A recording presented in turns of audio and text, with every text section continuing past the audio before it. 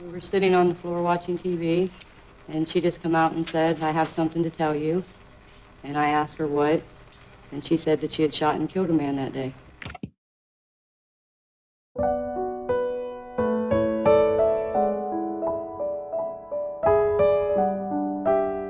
嗨，大家好吗？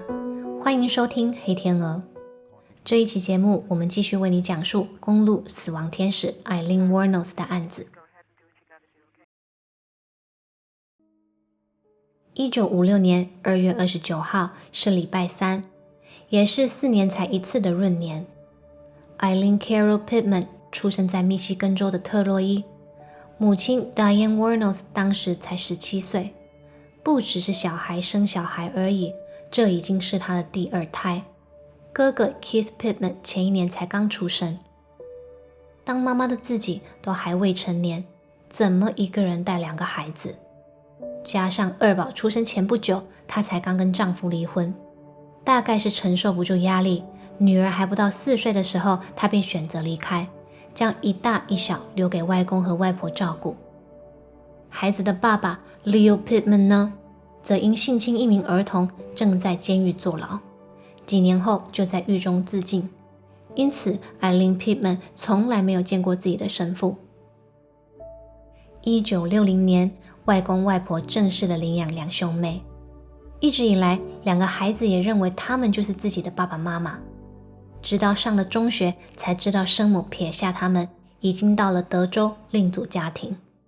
一般印象中，外公外婆总是对孙子特别疼爱，但在 Aileen Wuornos 的家，连说养育2字可能都不太合适。因为外公不止一次被人看见要孙女脱光衣服，并使用皮带毒打她。街坊邻居都说他是个不折不扣的酒鬼。这个外公还会将孙女出借给朋友进行性行为。从11岁开始，Aileen Wuornos 就会在学校以提供性服务来换取零用钱和香烟。14岁时，她遭到外公朋友的侵犯，接着怀孕辍学，产下一名男婴。外公外婆没什么反应，只是安安静静的将宝宝送养。她也从此没有再见过自己的儿子。酒一样喝很多的外婆，几个月后肝病去世。外公估计是受到了打击，面对丧妻之痛的方式，竟然是把孙子孙女扫地出门。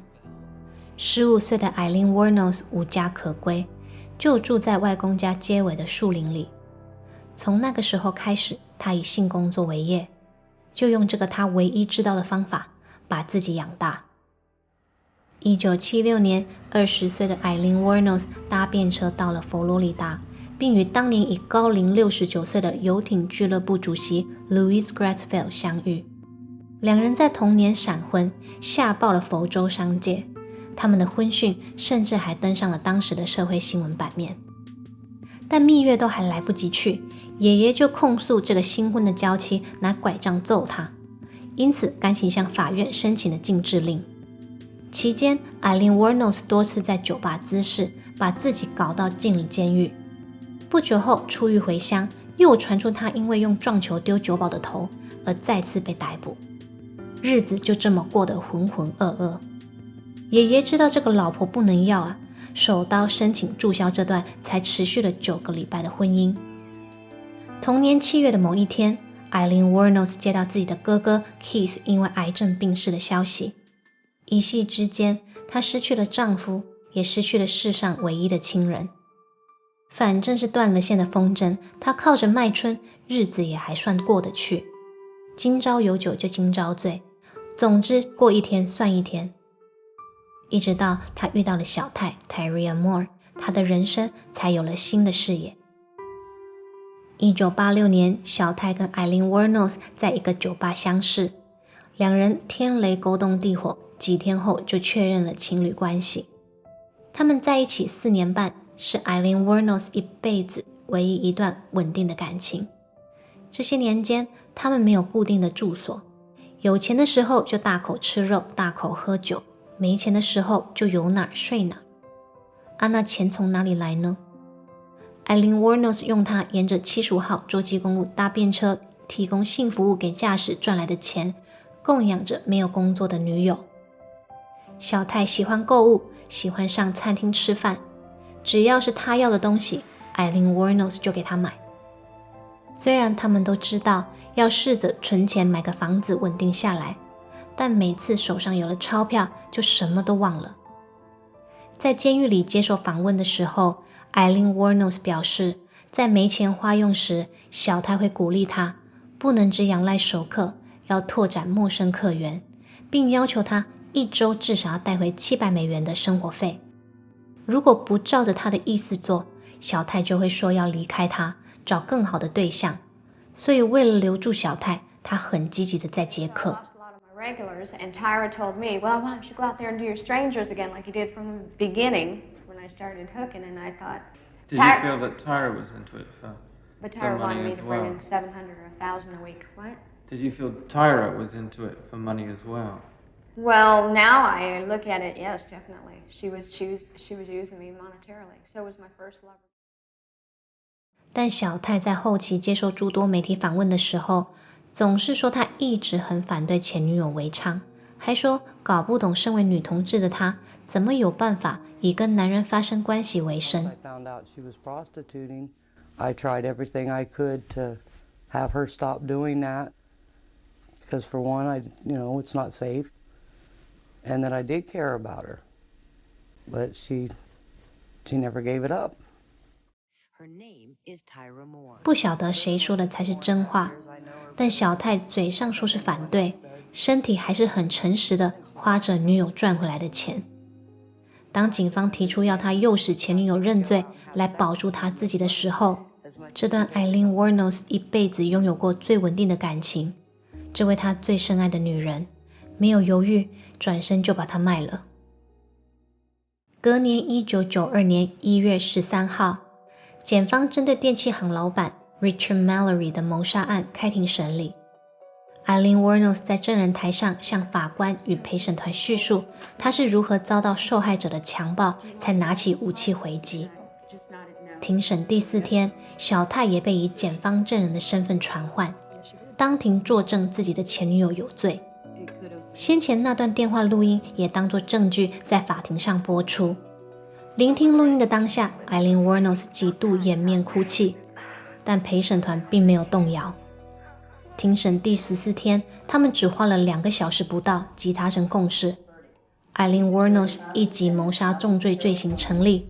Guilty of first-degree premeditated murder and first-degree felony murder of Richard Mallory, as charged in count 1 of the indictment. 听完宣读的他骂了陪审团全是人渣，这让陪审团气得跳脚，气到隔天立刻就进入了量刑程序。艾琳 Wuornos 也在诉讼的3天后被判处死刑。 The governor of the state of Florida, you, Eileen Carol Wuornos, be electrocuted until you are dead. And may God have mercy. 更重磅的消息在庭审后被揭露，3位负责调查此案的警探被人举报，他们协同小泰涉嫌将艾琳 Wuornos 故事的版权出售给片商。事迹败露后，这3位警探辩称，他们没有要将交易的所得纳为私有，是想帮助大众更正确记录这个案子，并且打算把赚取的版税接着交给受害者的家属。他们说的是不是真的，也没人知道。但确定的是，3位警探过不了多久就辞职或是被转调其他的单位。 Major Dan Henry resigned as Chief of Staff of the Marion County Sheriff's Office after being notified of an investigation being conducted by the Florida Department of Law Enforcement. 小泰同时也传出与多个书商正在商谈高达6位数字的合约，要出版他和这个美国第1女连环杀手的故事。正当外头的世界为着自己喧闹不已，36岁的艾琳 Wuornos 已被作为死囚关押，但这个案子丝毫还没有要接近落幕。接下来2位奇葩的角色华丽登场，在几个月内给媒体贡献了不少版面。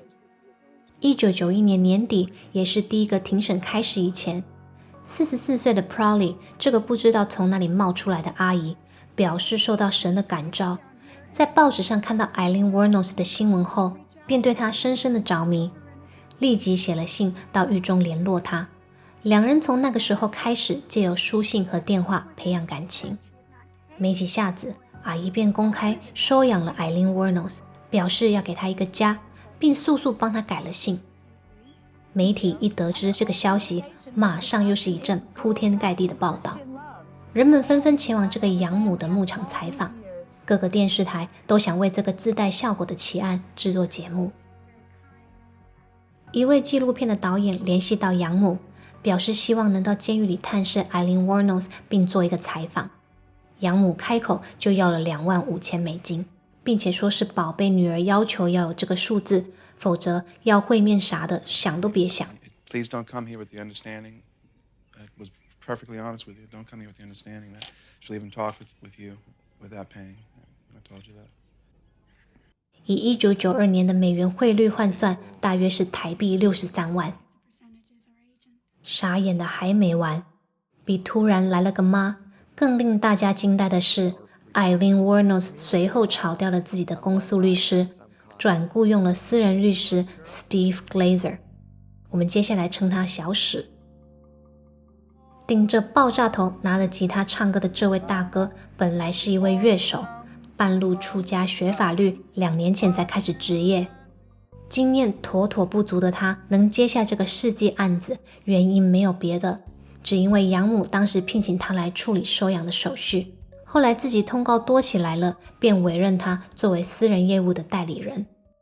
养母随后再说服监狱里的女儿，让小史来接受他的案子。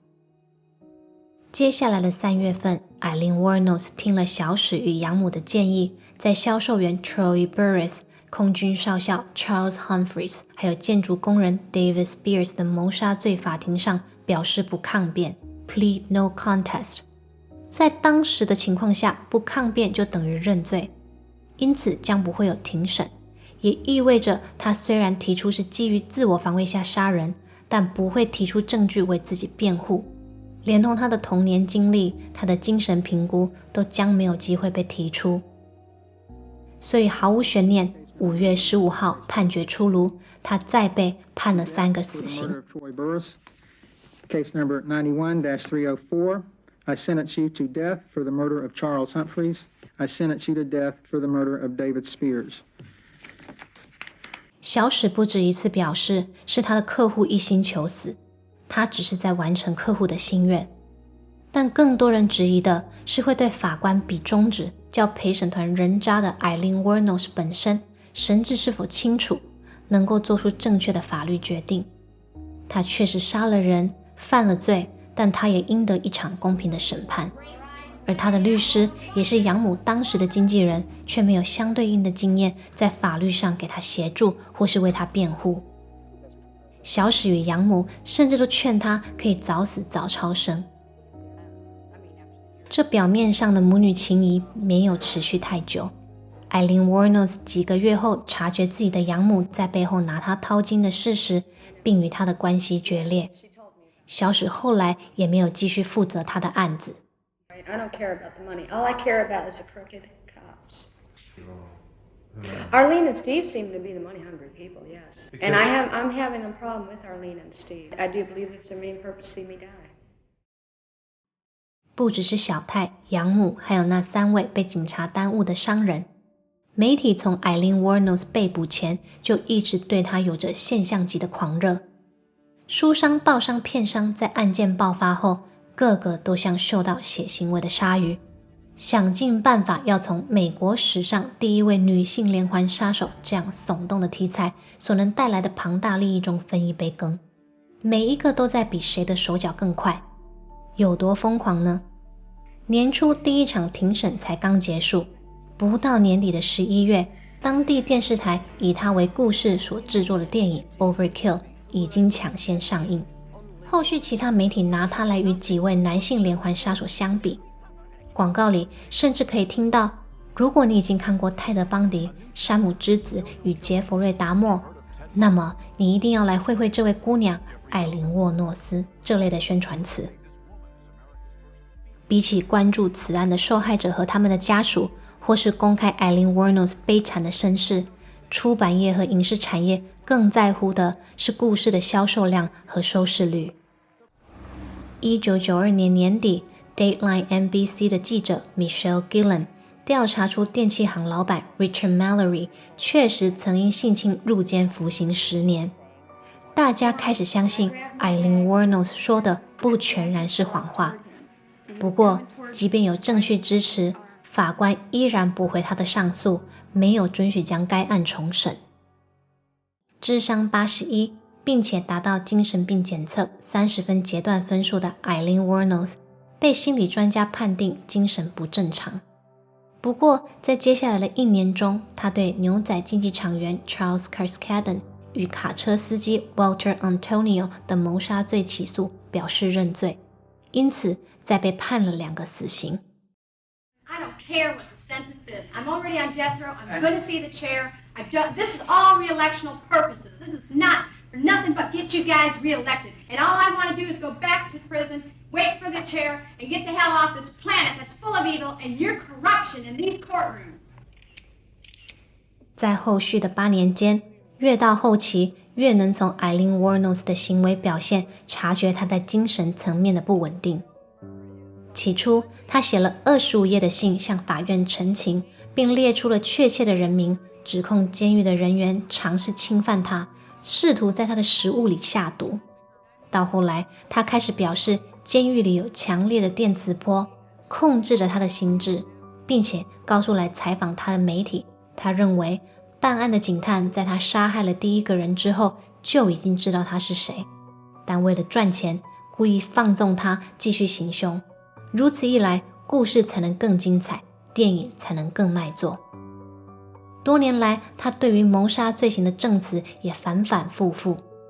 最初坚称7起命案都是自我防卫，后来又说只有电器行老板一个人是真的性侵害他，但接着又跟来采访他的人改口，说全部7人都是他为了劫财所杀，听得大家是云里雾里。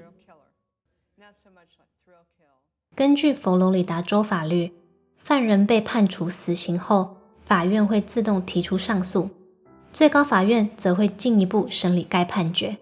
这个过程没有一定的时长，而犯人也不得放弃此权利。但2001年，Aileen Wuornos 向法院申请解雇了他的法律团队，并要求终止所有的上诉。他在法官面前表示，他收回自己当年自我防卫的辩护，并说自己就是一个冷血的杀手，不应该活着继续浪费纳税人的钱。即便他的律师当庭向法官表示，考量他的精神状况，不应受理他撤销上诉的申请。Aileen Wuornos 仍坚持他是理智的，并且知道自己在做什么。There's no chance in keeping me alive or anything, because I kill again. I have hate crawling through my system. I want to come clean and tell the world I killed those men first degree, robbed and killed them to keep from any witnesses.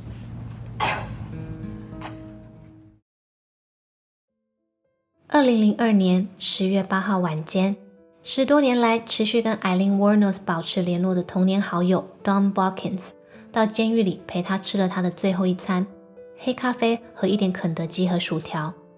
Botkins 在后来的访谈中提到，即使庭审后，小泰表示他想过新的人生，不愿再与 Aileen Wuornos 联系。多年以来， Aileen 仍然会向他问起小泰，问他有没有生病，问他是否一切安好。 That's all she thought about. Was she sick? Was she hurt? What happened to her and all that? I don't know. 隔天10月9号早上9点47分，46岁的 Aileen Wuornos 与佛罗里达州监狱伏法。死刑执行前，依照惯例，人员会问被执行者是否有话要说。Aileen Wuornos 回答：有，我只想说我要跟磐石一同航行而去，但我会跟耶稣一起回来的，像是美国独立纪念日在6月6号，像电影一样有母船那些，我会回来的，我会回来的。各家媒体在现场殷殷守候着，想捕捉到他这段罪恶人生中的最后几秒钟，但也一同被他的这段遗言弄得莫名其妙，有听没有懂。签署了死刑执行令的 Jeb Bush 随后赢了选举，成功连任佛罗里达州州长。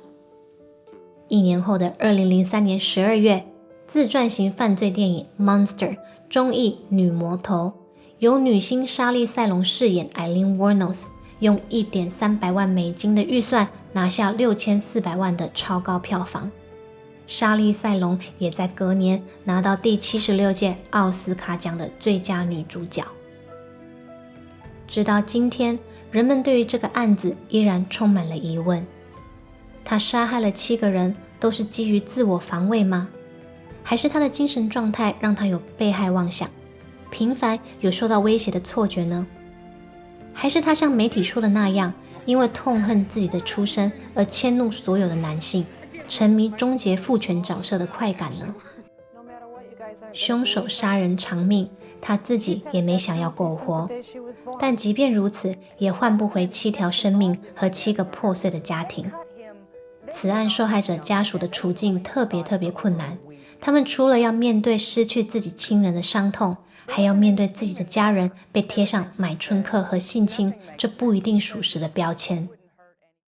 从他被处刑至今已经过了20年，到现在依然能在美国反性骚扰运动 Me Too 里面听到他的名字被支持者提起。这个案件除了撼动美国历史，也留给后人大大小小的争议，还有无尽的唏嘘。